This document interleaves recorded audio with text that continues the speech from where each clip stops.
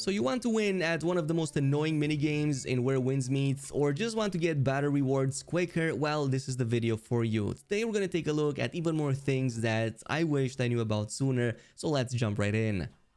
Coming up to number 1, since we're going to be doing quite a bit of farming until the next breakthrough happens, you should probably know that you don't need to complete boss encounters multiple times to get the rewards multiple times. You can pretty much claim up to triple rewards for every encounter, assuming you have energy for it. And I'm not sure how I even missed this for so long, but if I were to check this boss encounter and go at the end, you can see right here we can scroll and basically claim 1 time, twice, or up to triple the amount of rewards for the equivalent energy of that. In this case, that would be 180 for all 3 of them, which is going to be a massive time saver. This means you no longer have to go through the grouping up process and fail encounters. Once you win it, just claim 3 times, and if that's not good, do it again and then claim it 3 times once again if you have the energy for it. At number 2, one of the main reasons why Gift of Gab is still unnecessarily difficult for you probably has to do with the fact that you didn't pick the proper style counter before the conversation even began. This is something you can do right here from this screen. Pressing the button to the right side, you're going to see the game reveals 4 different styles to pick between, with one of them being hinted as the best suited for the current conversation depending on what style the NPC itself uses. So you can see here this NPC uses rebuttal, and in this case provocation is the best, as that's the one that will obviously counter it, meaning that you're going to be much more effective in the conversation. You're going to deal a lot more damage, have more opportunities to counter. So this is going to be your rock paper scissors sort of play style. Play with this and just go with the hint. Whatever the game hints typically will give you much higher chances of success. Now, moving on to number 3, if you go to event section, Lumina guide, you're going to notice that you have a couple of them for each of the regions, and you probably only have these question marks still missing. And when you click on them, it points out towards a location on the map where you need to take a screenshot. However, that's not going to be enough to actually fill these up. And again, I can't believe this took so long to realize, but upon going to the location, it's not enough that you enter the screenshot or even take it. You actually have to also submit that by pressing the button here to the right side. Yes, it's actually right there in plain sight, but for some reason I always missed it and never knew why this doesn't trigger. Well, the moment you actually press that, you're going to notice that screenshot will appear right here in the screen.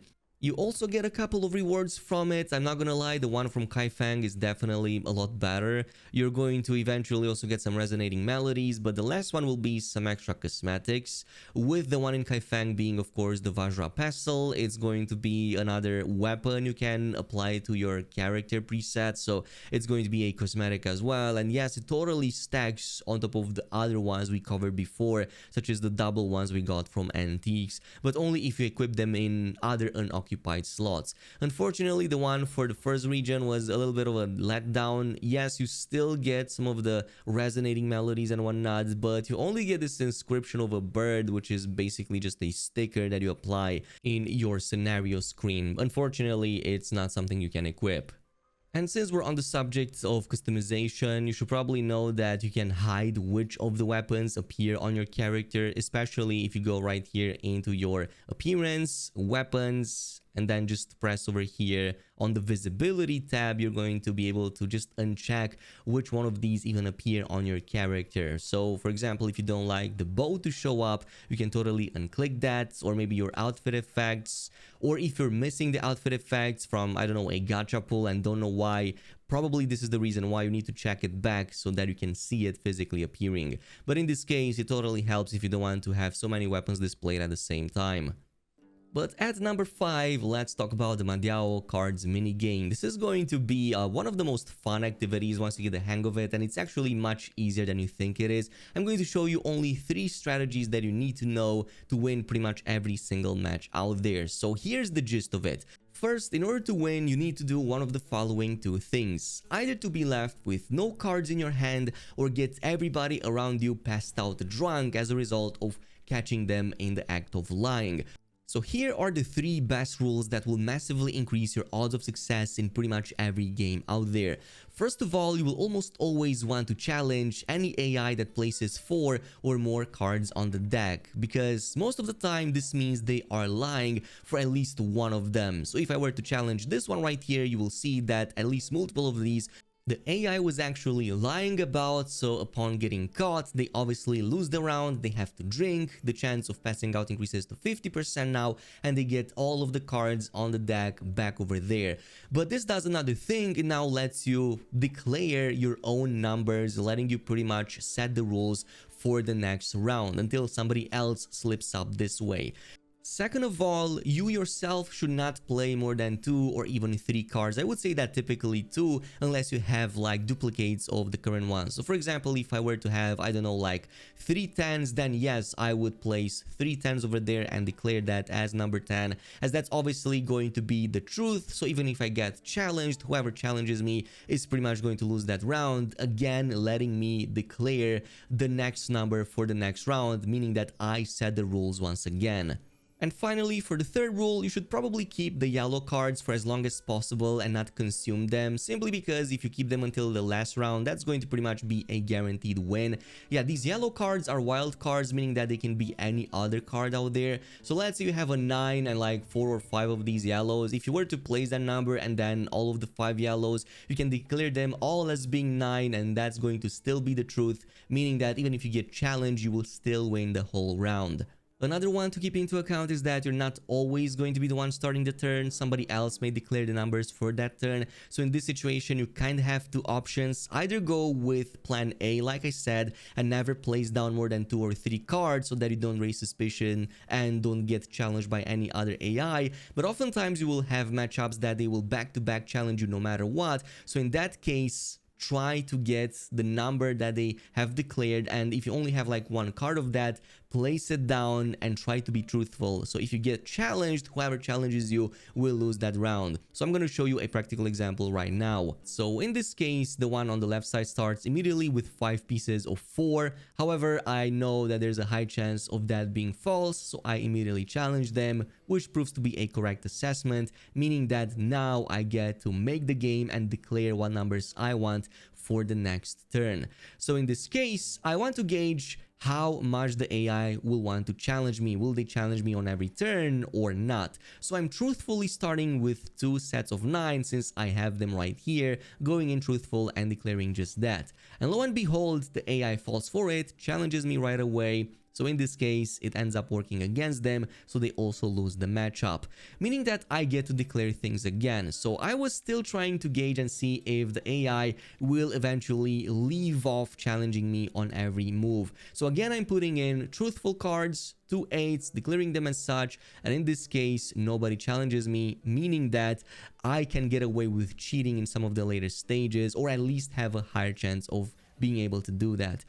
So the round goes as usual. The one on the left is still a dummy and puts way too many cards, so it's a very easy time to contest them and obviously get them out of the game right away.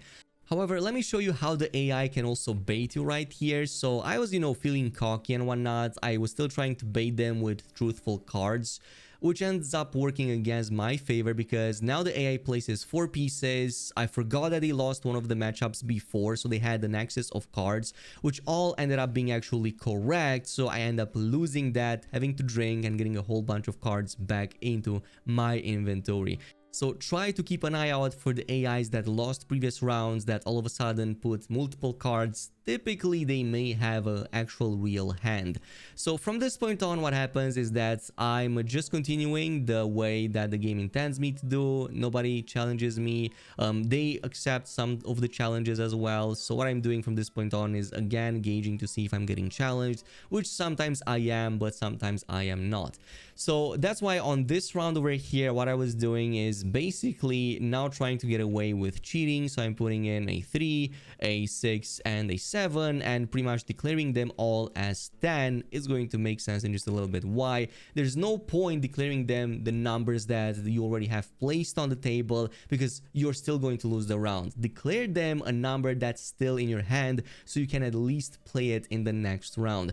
So they let me pass, nobody challenges me. Now it's a 10, the other AI plays a 10, I still have a 10 to play. So obviously I place it down, and yeah, they pretty much just get drunk for some reason. I guess they had a malfunction over there, so I end up winning. But I would have won anyway, because on the next round I had only yellows anyway. Now, why does any of this even matter? Well, you get 7 resolve for every match you win this way, meaning that you're going to get a much easier time winning pitch pot games from this point on. Like, it pretty much trivializes the whole game now, so I back-to-back won every single pitch pot minigame from this point on, because it was so easy to just stay within the circles. Even in the matches during which you have to go in 2 different directions, like you're some kind of fish, it's still going to be very easy because they barely even move. So you can get all of those nice rewards from it, especially since now it's going to increase the cost of upgrading everything that you need for your character. So you will pretty much need every coin and every resource you can get from this point on. Now, while you're in Kaifeng, you might have realized that if you hover over the velvet shade here on this side of the map with the Revelry Hall, you're going to get a very specific challenge track called the 7 Mile Jasmine, which is going to progressively open up more stuff for you, including rewards such as lingering melodies, even internal arts, and a cool back cosmetic. Well, for this you're going to need to both unlock all of the zones, complete the challenges associated with NPCs here, and also collect 12 of the love letters, of which one is bugged, but I will still explain it to you. First things first, go to the 12 floral scenes and make sure that you have unlocked all of the 12 locations over here near the Revelry Hall, including the Spring Wave, the Spring Breeze, Nimbus, Bustling, all of these ones that you see right here. Very easy. If you just press on that, it's going to reveal the general location, and once you get at the marker, you can interact with it and reveal it on the map.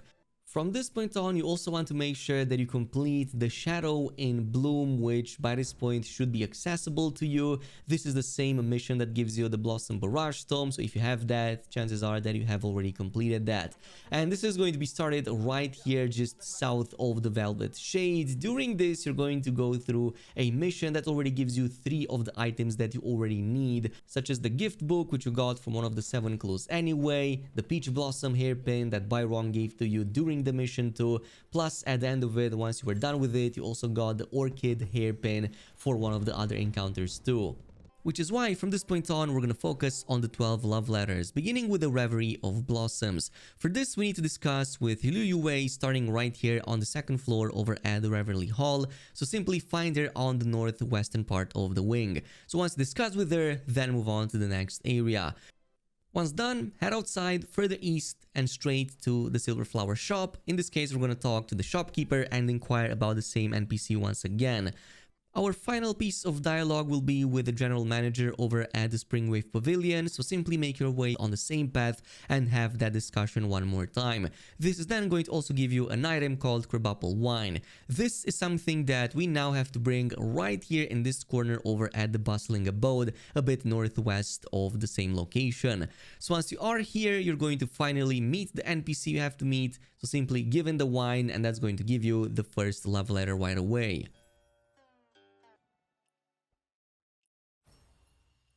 However, while we're still in the Bustling Abode, we can technically complete 2 more love letters, so head over on the rooftop of this building right here to the corner and talk to Lu Yangleng, and simply just have a drink with him, which is then going to give you the next one called Longevity's Ascent. It seems that he spawns pretty much around the clock, but if it doesn't, just try out different times of day. Eventually he should appear right here at the top of the building. From here, we can also start the process of getting the second love letter, that's of the Fading Blossoms. For this, if you head over here to the pond area, you should see May, who's kind of coordinating the whole scene. Well, once you exhausted all the dialogues with her, if you just move a little bit further in the bag without being noticed, you can just use Heavenly Steel to retrieve this Tumi key from her inventory, which should be almost guaranteed at this point. Once you've done all of that, head over in this building a little bit further northeast of the same pond, and once you are in the location, you should be able to interact with this locked door. Going inside, simply interact with all of the clues, and once you are done with all of that, that should unlock the fading blossoms right away. From here, we're gonna head over to the Radiant Pavilion, where we will both fulfill our promise to buy Rong, but also get the Peach Blossom love letters. So head over to this side of the map, a bit south of where we just been into, and if you go inside of this building, then to the outer balcony, you should encounter buy Rong here playing with the instrument. Simply go ahead, go to the dialogues, and then just give in the Peach Blossom hairpin, which you have gotten at the end of the Shadows in Bloom mission that you needed as a prerequisite for this anyway. Once you're done with that, you will get both the love letter as well as fulfilling that promise to her for the Revelry haul. We can do the same with the Orchid hairpin that we also got from the same mission. So in this case, going to the Nimbus Tower over here, right inside of this big building, there's going to be another character you can talk to and give in the hairpin. This is going to also give you the Orchid love letter. For the gift book that we've gotten from the same quest, we can give it to the lady patrolling this area of the bridge close to the Scarlet imports. So she's going to move to either side of the bridges, simply look around for her. And once you're done, you can just give that first book in, and that's going to give you the first Bloom Anticipation love letter pretty much on the spot. For the Rippling Nymph, this is going to be pretty easy to get. Simply head over inside of this building over at the Springwave Pavilion. This is going to be on the southeastern part of the map, and simply talk to this lady and choose the dialogue option to play the instrument with her. Point at which you're going to be given that card right away. Then we're gonna have the Jasmine Harp. This is something that we can get right here in the building a little bit west or adjacent to the left side of the Reverie Hall. If you go inside, you can talk to this other lady, again singing at an instrument, and choose the option Learn Heavenly Silks. This is going to pretty much give that love letter right away. Now, theoretically, there's also the Winterbloom Tapestry. However, you should have gotten this during the mission Shadows in Bloom, which technically was one of the clues anyway. Talking to this guy over here, inquiring about what he has over there and tapestries and whatnot, he would have given you that anyway. But if it's not, go back to the Revelry Hall, first floor, and basically discuss with him once again. That should give it to you pretty much on the spot. The same should have been with Celestial Peony as well. You should have also gotten this by talking to this dancing NPC also at Reverie Hall during the Shadows in Bloom mission. However, for some reason that simply did not work for me. So there's another way to actually acquire that if you already finished the mission, and that is by just taking part in Skyward Dance in multiplayer. I'm not sure if single player works as well, but in multiplayer, if you take part in it, you can pretty much get it right away, just like everything else. Plus, it's going to count for another achievement for some of the other challenge tracks too. Meanwhile, for the Willow Blossom Ink, as far as I remember, you only need to talk to Leo right here at the fireworks show. It's the same NPC that you also talk about, like setting up your own custom message every week, of course. But if you just discuss with her, there should be a dialogue that immediately gives you that flower, and you should pretty much be done. Finally, the only one we currently don't have access to is the Sweet Pear stories, because yeah, the NPC that gets to kickstart all of this is kind of missing. However, once it will be fixed, you're going to need to head over right here on this side of the map. It's going to be a little bit further south of the Springwave Pavilion. So if you go here by this set of buildings in the courtyard, by this gazebo outside, there should be an NPC behind it that we can speak to, which is then going to pretty much give us that love letter right away. But unfortunately, at the current time, it's kinda nowhere to be seen.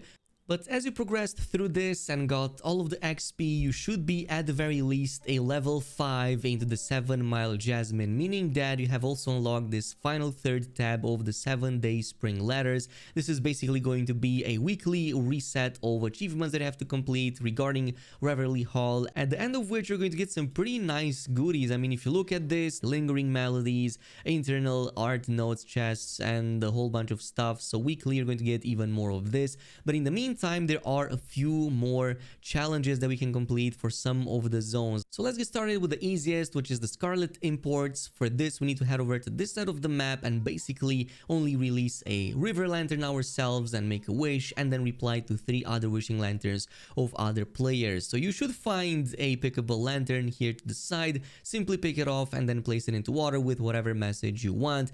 That's going to complete the first part. For the second one, you simply have to reply to any of the other ones you find in the water. So just give any reply, short, it doesn't have to be anything too special, and that's going to be the second one. For Reverie Hall, it should be fully completed at this stage. You already got the 2 promises already. You also got, the Jieyu Legacy, the Flower Spy, which is basically, the shadows in bloom. That's the actual translation. It seems that they kept the old text for some reason. And you also completed the Skyward Dance, as you needed that for one of the love letters anyway if you take part in the online. Then we have the 3 ones related to the Silver Flower Shop, and these are going to be very easy. We're going to start with the one at the bottom to help the NPC complete his heart. For this, the only thing you need is purchase one of these Fireburst red colors from the shopkeeper and then simply use it to kind of complete the heart. It will even work if somebody else in your co-op room does it for you, as it will still count for you.